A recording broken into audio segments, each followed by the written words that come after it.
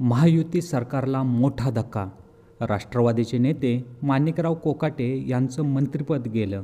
नाशिक न्यायालयाच्या त्या निर्णयाने राजकारणात मोठी खळबळ उडाली आहे. कनिष्ठ न्यायालयाने सुनावलेल्या 2 वर्षाची शिक्षा सत्र न्यायालयाने कायम ठेवली आणि थेट अटक वॉरंट जारी केलं. उच्च न्यायालयानेही तातडीच्या सुनावणीस नकार दिल्याने कोकाटेंच्या अडचणी आणखीन वाढल्या. मुख्यमंत्री देवेंद्र फडणवीस कोकाटेंच्या राजीनाम्यावर ठाम होते. अजित पवारांनी भेट घेतली, चर्चा झाली आणि अखेर राज्यपालांच्या मंजुरीने कोकाटेंची सर्व खाती काढून घेण्यात आली. आता कोकाटे झाले बिनखात्याचे मंत्री. कोकाटेंची क्रीडा आणि युवक कल्याण खाती आता अजित पवारांकडे सोपवण्यात आली. पण चर्चा तर अशी आहे की हे मंत्रिपद आता पुन्हा धनंजय मुंडे यांच्याकडे जाऊ शकते.